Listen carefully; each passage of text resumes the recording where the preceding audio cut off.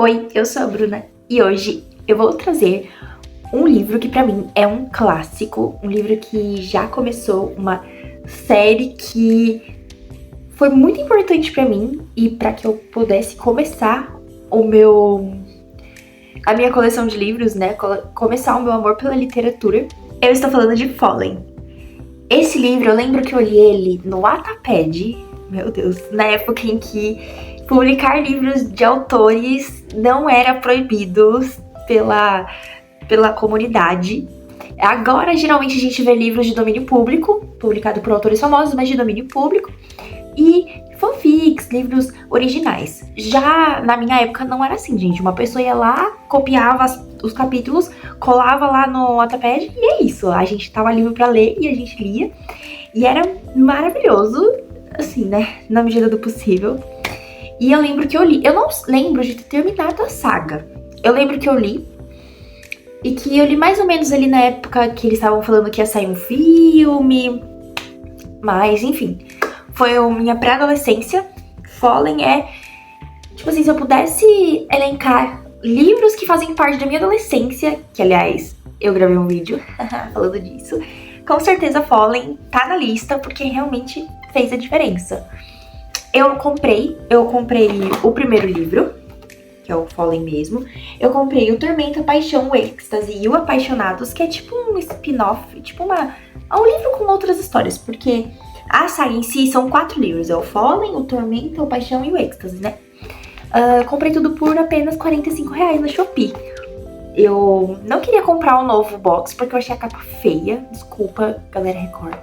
Eu achei feio. Eu adoro essa garota na capa. Eu acho que é muito clássico, sabe? Você olha e você lembra de Fallen.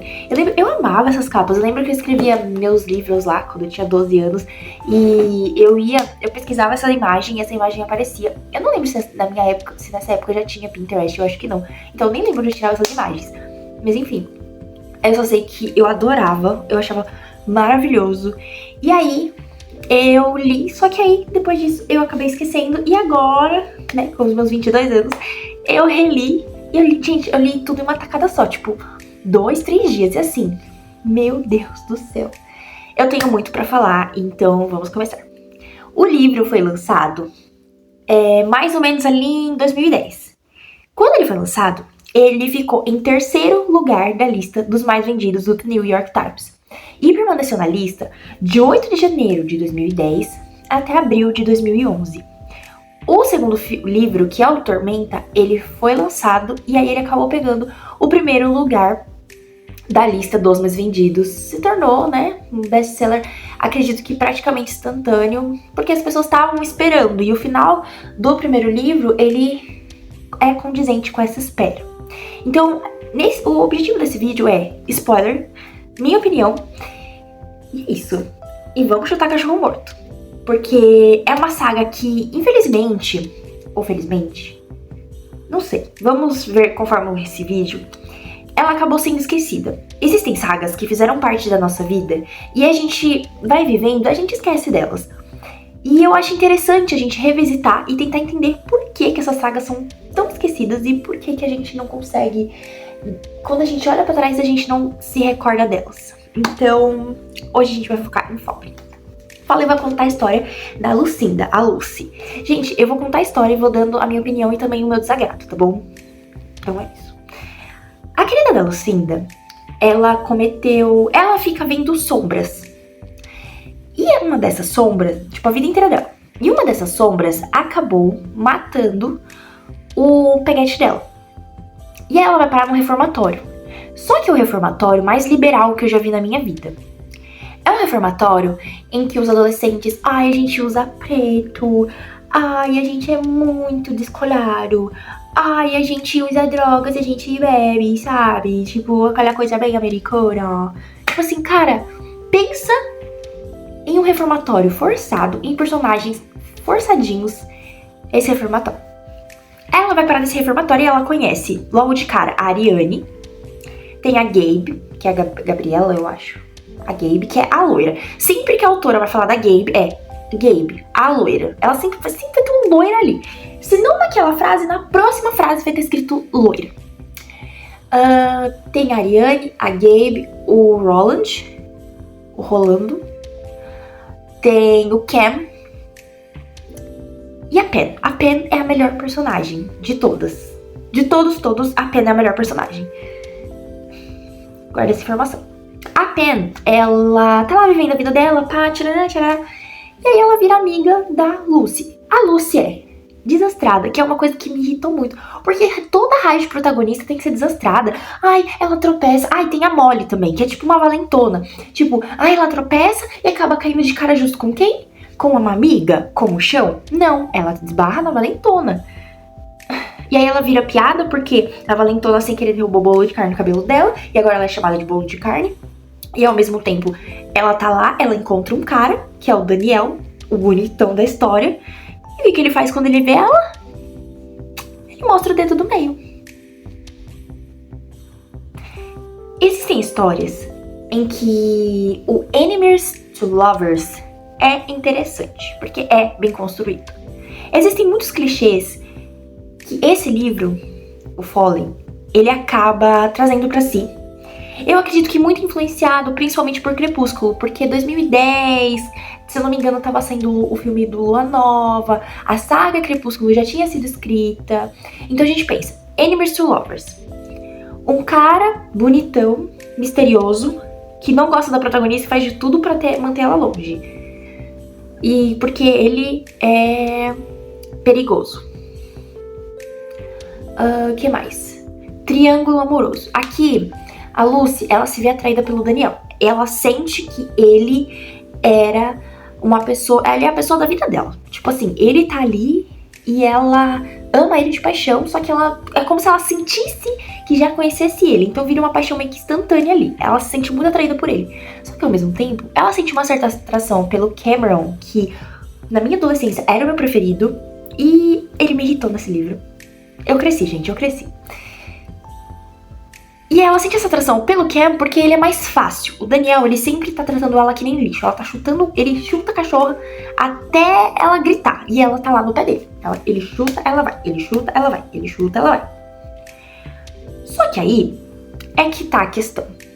O Cam, ele é gente boa, ele é legal.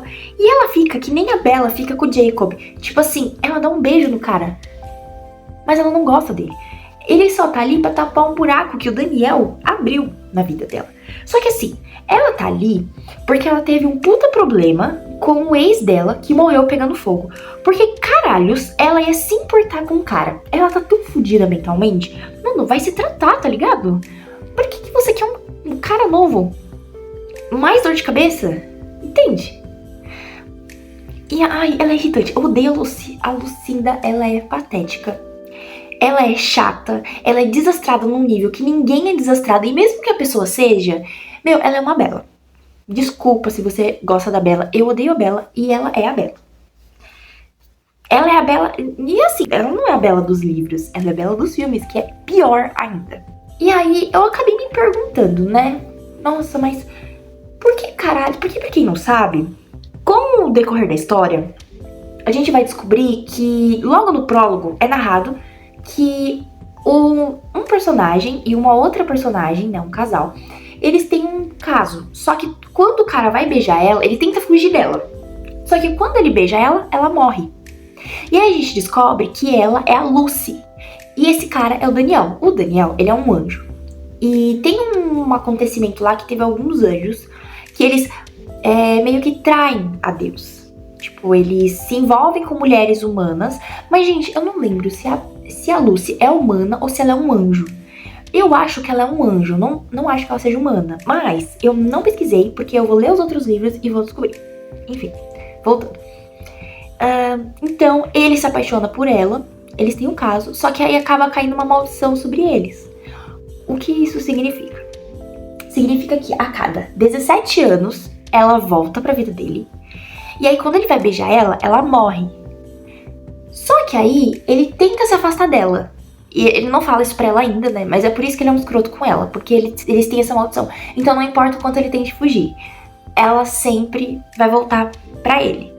Eu peguei um trecho aqui, que fala um pouco sobre isso. É um trecho bem interessante. Essa parte que ele já tá falando, ele já falou pra ela, olha, a gente, enfim, é isso, acredite se você quiser. E é o seguinte, nós nos conhecemos, nós sempre nos conhecemos. E de maneira ou outra, sempre que nos aproximamos, não importa para onde eu vá, não importa o quanto eu tente me distanciar de você, nunca importa. Você sempre me encontra. Eu posso resistir a você, ou fugir de você, ou tentar ao máximo não corresponder, mas não faz diferença, você se apaixona por mim e eu por você. Como que eu posso explicar o quanto ela me irrita sem ser repetitiva? Ela, tipo assim, ela acha que... Ai, não, você está mentindo. Ai, você não me quer perto de você. Ai, você quer... meu Deus, ela é a pior personagem do livro e ela é a porra da protagonista. Então, assim, ela tá lá vivendo, ele tenta fugir dela, mas ao mesmo tempo não consegue, ao mesmo tempo o Ken fica atormentando ela. E aí, ele tem uma cena que ele briga com o Ken, e aí as meninas tiram ela de perto do Ken e do Daniel, porque eles estão brigando. Tipo assim, meu, sério, se ele ama tanto ela, como ele diz que ele ama, por que em vez dele ficar em uma porra de uma escola, de um reformatório, ele não vai, tenta fazer a vida dele, ele é um anjo, usa sua influência, não sei, alguma coisa pra juntar dinheiro e tentar descobrir uma forma de parar esse ciclo. Outra coisa que me irrita, porque anjos e vampiros, imortais, fodas, querem ir pra escola.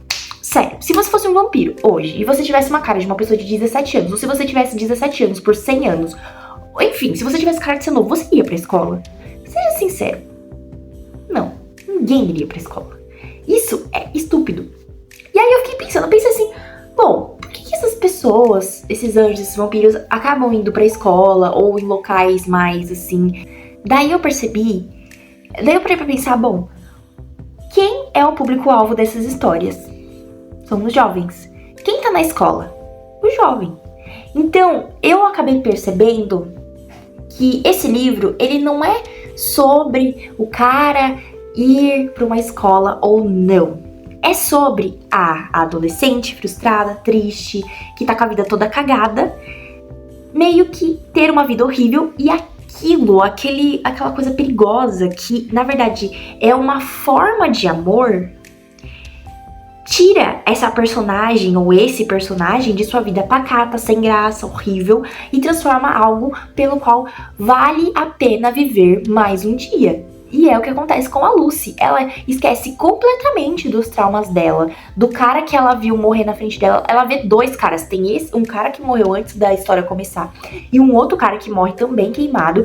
E ela consegue se safar de tudo. E tipo assim, tudo bem, não foi culpa dela. Essas sombras são meio que umas criaturas que estão ali, mas pra prenunciar um mal ainda maior. Porque tem esse ciclo aí e ela tem que morrer. E por que ela morre? Mais pra frente, a gente acaba descobrindo que ela é traída.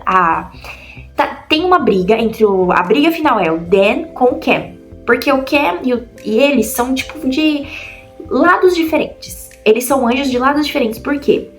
O Cam quer acabar com isso, quer fazer com que a Lucy viva.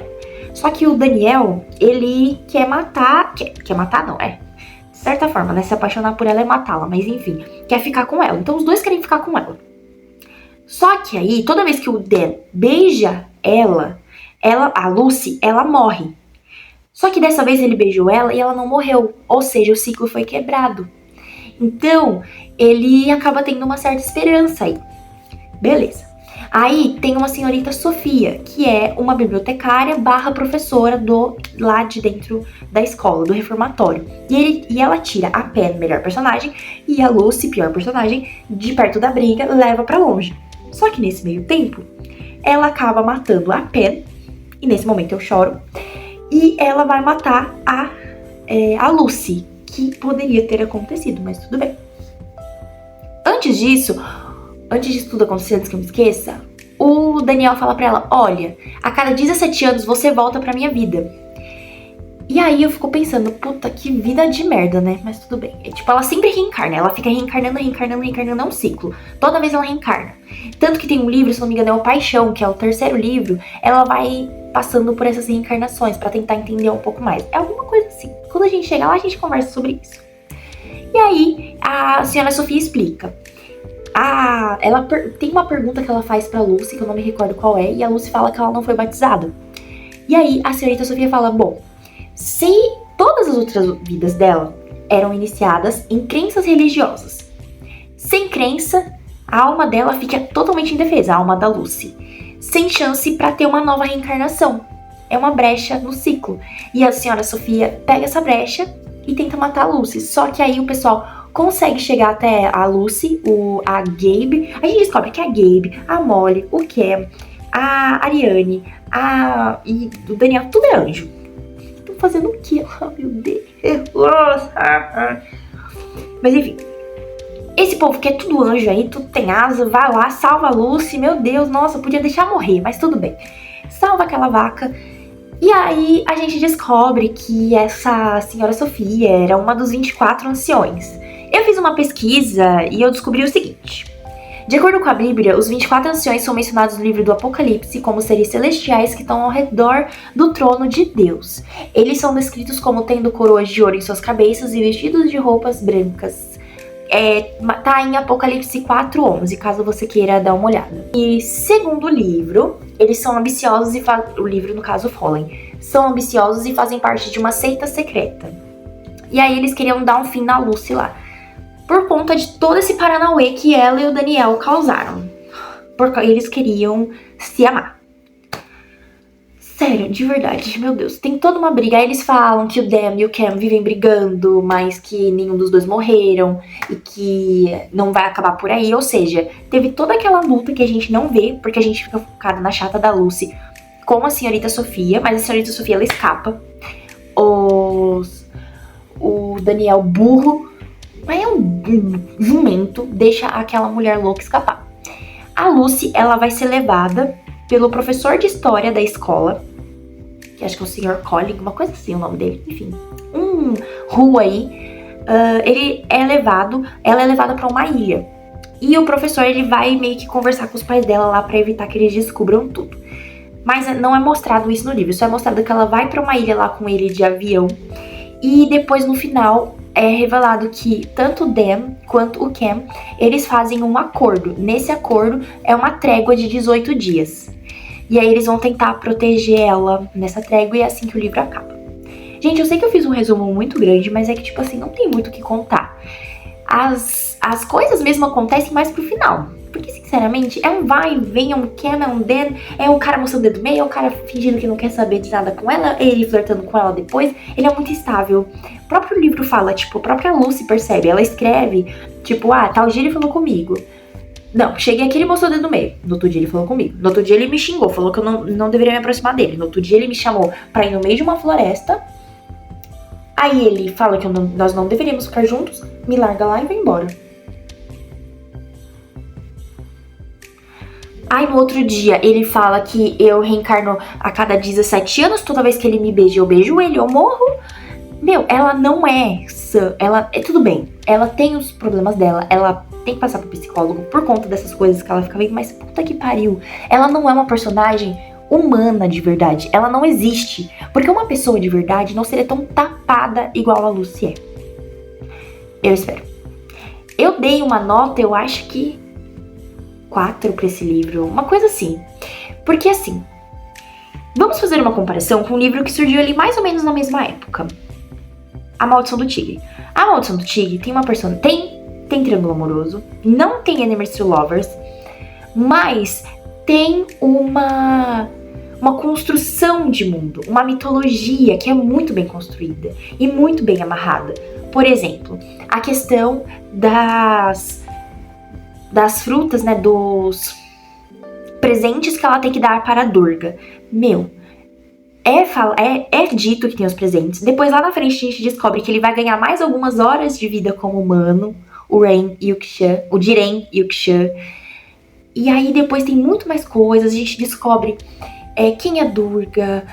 Os tigres, a maldição. A gente vai visitar o mundo o reino do rei macaco. Então, cara, tem tanta coisa legal. Agora, em Fallen, a gente vai estar no internato, que é chato. Uma história que a gente já leu 1 milhão de vezes, com uma protagonista que a gente já encontrou 1 milhão de vezes. Puta que pariu, chato pra caralho. Eu tava pensando, eu não sei se existem alguma fanfic. E algum dia, quando eu tiver paciência, eu quero escrever. Eu adoro escrever, mas ultimamente eu tenho parado.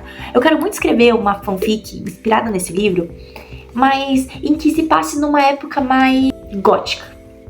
Eu queria muito que esse livro fosse inspirado ali numa coisa mais gótica, numa coisa mais fora do que a gente imagina. Por exemplo, pensa, essa premissa, garoto que morre, renasce, mas numa época meio Jane Austen, Bridgerton, em que ali, com aquela escrita, aquela coisa do amor, talvez um cara cavalheiro, mas que tem que fugir dela, mas que anseia por tê-la, sabe? E que é um anjo e que ele luta contra o amor dele por Deus e ao mesmo tempo, de servir a Deus, e ao mesmo tempo contra o amor daquela mulher, sabe? Quando a gente barra nisso, ou fica tudo melhor. Ou, por exemplo, se ele fosse uma história que se passasse, por exemplo, no mundo de meio Drácula, sabe? É um mundo sombrio, um mundo triste. Ele é é um cara que tá em busca de uma...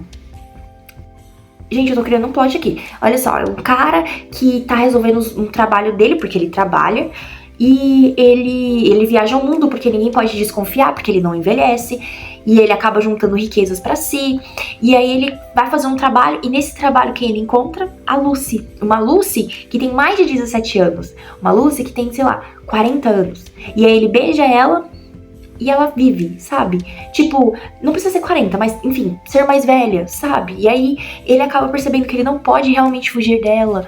Cara, são muitas oportunidades. E eu não vou dizer que, nossa, porque é uma literatura jovem que é limitado. Não!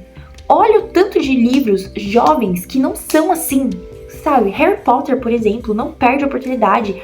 Aquela vaca daquela J.K. Rowling criou um mundo, tem um ministério. Claro, tem muita coisa que poderia ser muito mais explorada, mas, sabe, tem o Ministério dos Bruxos. Entendeu? Tem as casas dos bruxos, tem o Beco Diagonal, tem Hogwarts, tem outras escolas, tem escola na França, tem escola no Brasil, tem escola na... Eu queria isso. E eu sei que para um primeiro livro, talvez seria pouco, mas porra, isso aqui tem 400 páginas. Harry Potter deve ter a mesma quantidade e conseguiu apresentar um mundo totalmente novo. A Maldição do Tigre tem muito menos. Então assim, se você quer ler uma saga, quer começar essa saga por nostalgia, eu indico. Mas se você tá pensando, putz, o que eu leio agora? Vai ler Maldição do Tigre. Não perde tempo com Fallen. Fallen é legal porque a gente vai ver um pouquinho mais sobre anjos, sobre a questão bíblica. É uma mitologia que ainda é explorada. É bem explorada, foda-se. É explorada assim. A gente tem muitas outras obras que falam da mesma mitologia de anjos. Porém, assim, eu esperava mais. E eu acho que tinha sim a oportunidade de nos ser dado mais. Uma escrita, um livro infanto-juvenil, só que gótico, sabe? Ali uma ficção mais adulta, né? Jovem adulto, mais gótica, que conta a história de um amor que não deveria existir, porém que os dois lutam para existir, poderia sim ser bem escrito.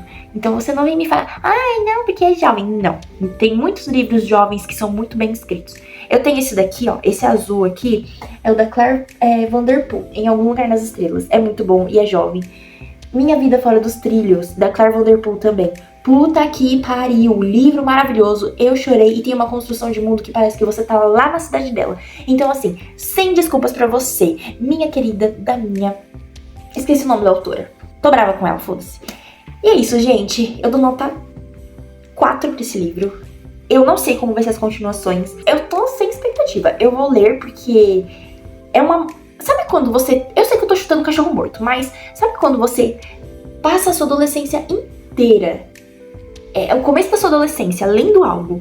E aí depois você... Isso te marca. Porque de certa forma me marcou. Eu nunca tinha lido um livro sobre anjos. E eu era católica dessa época. E pra mim isso era... Uau, entendeu? Então assim, sabe quando você espera mais e a autora te dá só um chute na bunda? Ah, tem uma coisa. Eu tava comparando com Crepúsculo. Gente, eu tirei foto, eu vou botar aqui na tela. Não... E eu não quero ninguém falando, ai, você tá fazendo muita comparação com Crepúsculo. Eu vou fazer sim. E olha só, Olha essa parte aqui que tá escrito. Não, ele a puxou de volta. Não vá. É só que nós nunca chegamos tão longe. Ele fechou os olhos. Pode dizer de novo? Pediu ele. Quase com timidez. Pode me dizer o que eu sou? Você é um anjo. Repetiu ela lentamente. Surpresa ao ver Daniel fechar os olhos e gemer de prazer, quase como se estivessem se beijando. Estou apaixonada por um anjo. Agora era ela quem queria fechar os olhos e gemer. E é com esse trecho que eu encerro o vídeo.